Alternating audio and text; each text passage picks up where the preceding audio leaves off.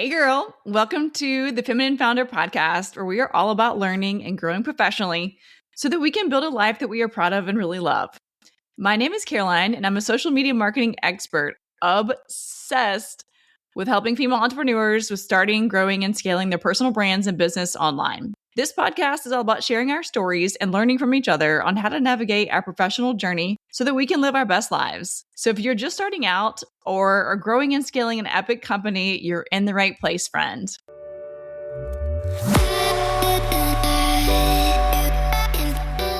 Hello, everyone. It's Sasha Horne with the Lowcountry Explorer podcast. I'm here with Carolyn Pennington, who is a female founder and a podcaster. We met right here at the Beaufort Digital Corridor, I guess sort of kindred spirits wanting to learn more about what the digital and entrepreneur ecosystem was like here in Beaufort. So tell us this. This is I used to call it the signature question. Did you find the Lowcountry or did the Lowcountry find you?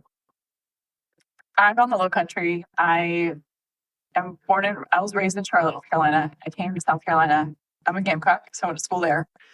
And I stayed in Columbia for way too long. And my husband and I, that's where we met, decided we wanted to go to live on the coast.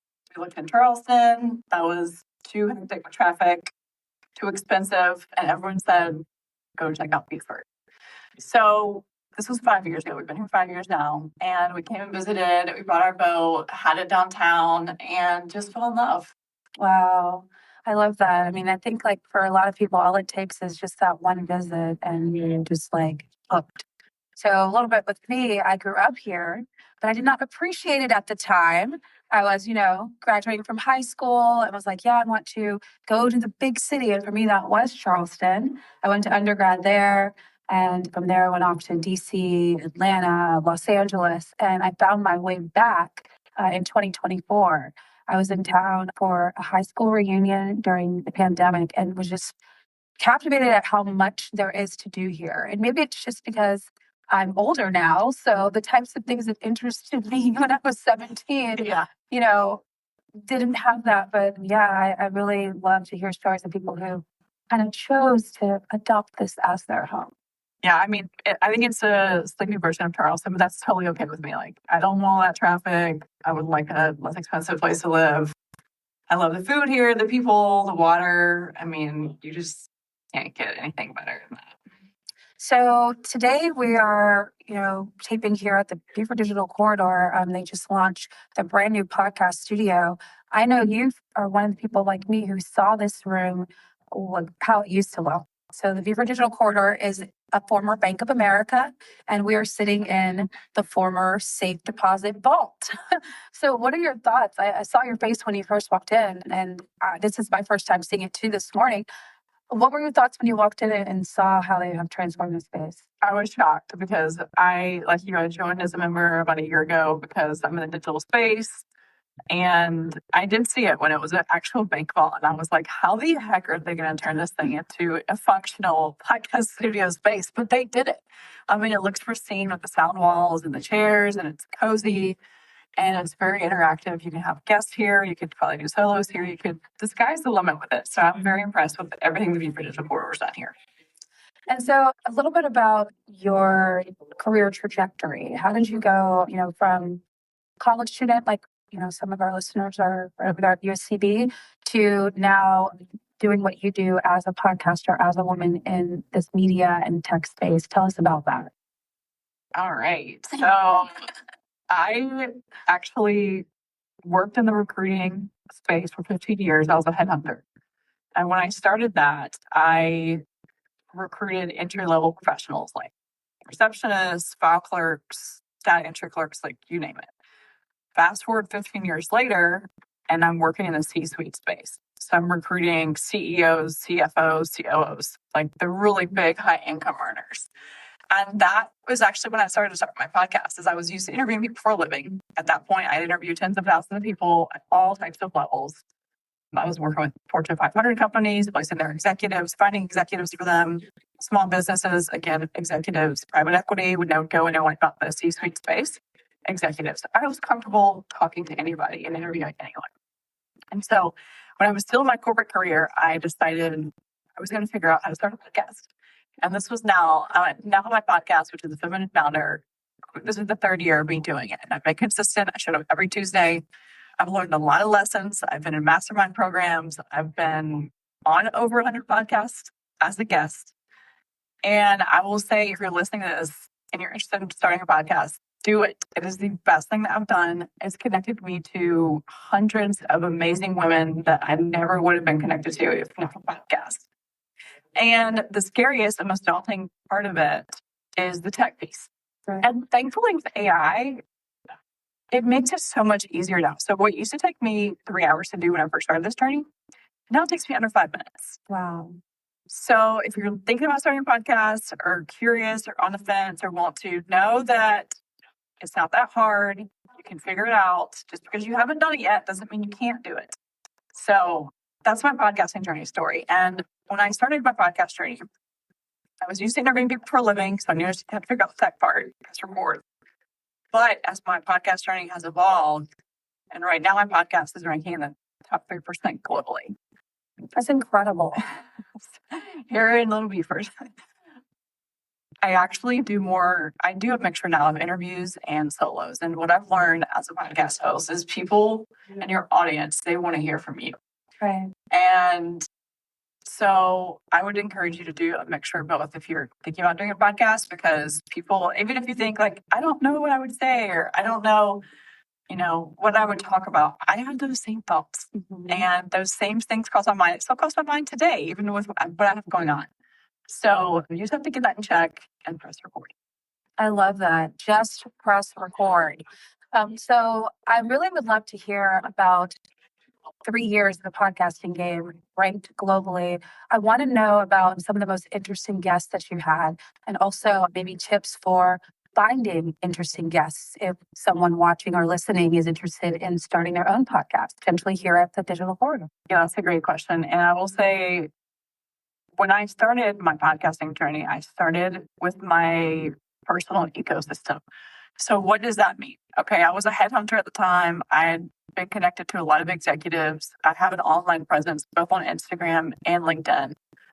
So I started using my connections that I do personally to start building my audience. And I went and asked them to be on my podcast as a guest because they knew who I was anyways online. And they knew that I would be professional with my show and how I represent them and their expertise. And I just started building out strategically. I would ask people who had slightly larger audiences than me. I wouldn't go after the people who had these massive audiences like Tony Robbins or like Amy Porterfield or people that have ginormous, because number one, you're probably not going to get to them anyways. And number two, you have to start smaller, and that's completely okay. So I took my ecosystem, my connections I had personally, and I started building that out. And as I did that, I started showing up more consistently online every Tuesday with a podcast and marketing it on LinkedIn and Instagram. And then people started to pitch slap me and come to me. Wow. I get over 100 a week now. Wow. That's incredible. So, and I only have one interview spot. So you have to be particular about who you interview, who you want on your show. And the motto that I've had the whole time is, how am I going to serve my audience? How am I going to teach them something? What would they like to learn? And I do that I talk to them on social media. I do polls on LinkedIn. I do polls on Instagram. I do stories on Instagram saying, okay, what do you guys want to hear about? And they'll talk back to you. So if you're like, I don't know what to talk about, or my audience or whatever, start asking. And you're like, maybe I don't have an audience. That's okay. Start asking anyways. And you might hear crickets in the beginning. And I had crickets in the beginning. 15 people listened to me my very first month of podcasting when I started this journey in 2023. And I'm so grateful for those 15 people, because I probably would have quit if I didn't even have one. They could have been my family members. Right? Those are the OG listeners. Yeah, you just have to keep going. Yeah. I love that. You got to keep going. Yeah. So this podcast, as you might have heard just from some of like our conversations before, kind of came to fruition just because the brand existed. The gentleman who produces reached out. Well, actually, he didn't reach out to me. I reached out to him, but I just saw a social media post, and it's like, you can see yourself hosting a podcast. And I loved the Lowcountry brand. I loved Explorer because prior to, being a mom and settling down. I was a digital nomad for many years. So I love travel and exploring. And as I mentioned, yes, I'm from here, but I am no expert on the Lowcountry. I left when I was 16 and a half and hadn't lived here since. So this podcast kind of gives me a way to get reconnected with the community and kind of see how it has evolved, what has stayed the same. And working in journalism, I've just always been naturally curious. So it's kind of like now I have a platform. So I'm not just that girl asking nosy questions. I now have a platform to share all of my inquisitiveness with anyone who's interested in learning about the region. I love that. So what's your favorite thing about Beaufort right now? My favorite thing about Beaufort right now is the festival scene. That did not exist when I was a kid. I mean, you've lived here long enough to know there's the Gullah Festival, there's a water festival. There might be an oyster fest in there, but that's about it. But I feel like every month there's something exciting, from music festivals, all sorts of things. I just really love how the city and the neighboring towns like Port Royal really seem to be committed to closing down the streets and just having people out in the streets, giving it that block party vibe. And I do not recall that as a kid growing up here. And I really love how family friendly all of those events are because I have a 2-year-old. So it's nice to just take the stroller out and walk around and see all the other moms and meet people. I knew people from high school and stuff, but a lot of those people have also moved away. So I really kind of had to find my tribe, if you will. And I think that the digital corridor and just all of the outdoor activities. We're in March now, so this is going to be the time where things start to pick up. Do you have a favorite local festival or? I like the oyster festivals. I like any of them downtown. I've been to the Gullah Festival. I've been to the Water Festival, and I'm with you. They're so fun and family friendly and wholesome, and just like you get to meet people, see people that you know, all the above, and it's just fun. Yeah, and I love that it gives a place. It makes this area a destination for people who are traveling out of town. They might plan their travel around a particular festival, right? But for people who live here, when I would come back on summer breaks, for instance, we would always go to Charleston or Savannah to go out. And now it's like you kind of don't always have to do that. You can find things right here in your own backyard in Beaufort and the island, or you can head up to Bluffton, Hilton Head, and find like a lot of fun stuff, and you're not having to necessarily travel that far. Yeah, I love that too. I'm with you on that too. Yeah. Well, I really love this conversation with you. So tell people where they can find you, where they can subscribe to your podcast. And if someone is listening or watching and they think that they might be a good guest for your podcast, tell us the types of stories that you like to share. Sure. So I have an application on my website. My website is femininefounder.com.